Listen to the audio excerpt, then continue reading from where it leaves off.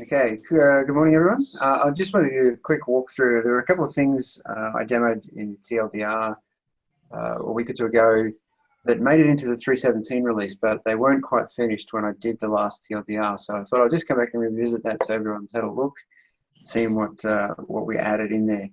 The key parts were around the user logins, if you remember. So what we ended up doing was a change to the user experience around the profile page and the user editing panels. So on the profile page, you now have a tab called My Logins, and that includes the information about the Octopus username password things. So if you're trying to change your password, you go there.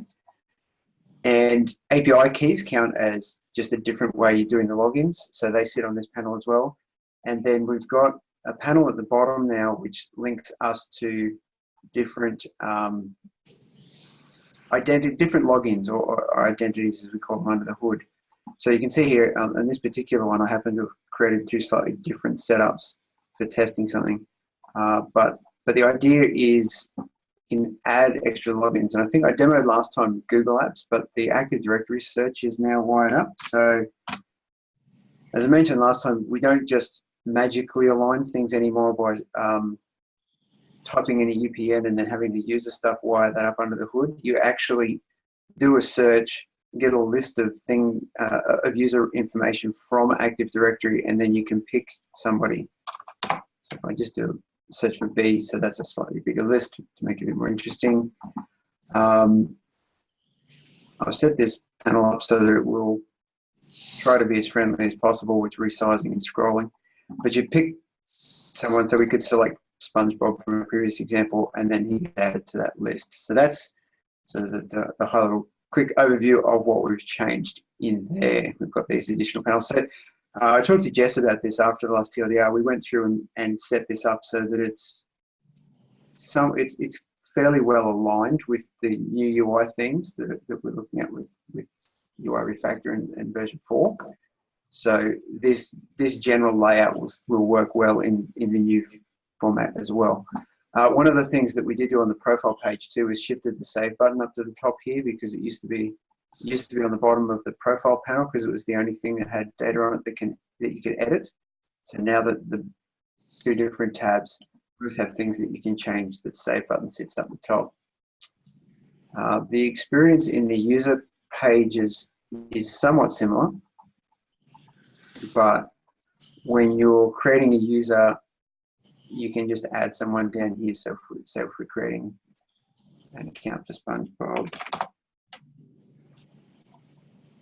we select him. We can still set a password for him and use the username password provider if we want to, and we can just set him up as Bob. And I think we have a display name. I can also set this up as a service account. So I can say this is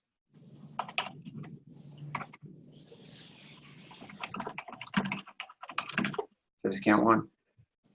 So this was a deficiency we had in prior to 3.17. You couldn't accurately align a service account to an Active Directory user if the customers wanted to grab AD security groups for handling team memberships when you use the API keys for this user.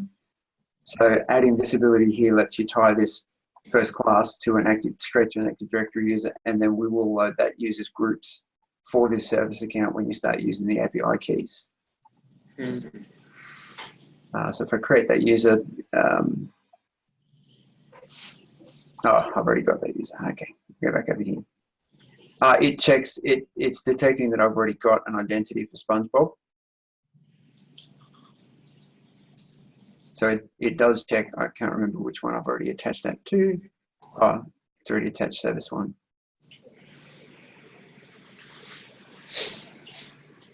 Oh, there might be still a double up bug on the UI for that. Never mind. Where was I going to go?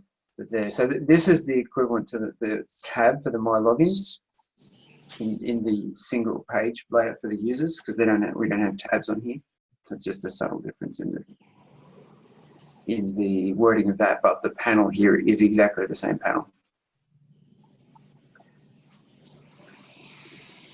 may have noticed the little X over there, so I can actually delete that identity and save it as well. And if there are no providers that support external identities enabled, this Add External Logins button will disappear from all those pages, so that it doesn't look confusing. The user's not going to try and get this dialog box and then have an empty list here to pick from. It'll only show up if they've got the ability to do this.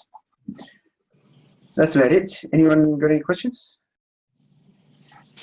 No? No? All looking good. So that's all from me. Good stuff. Cool.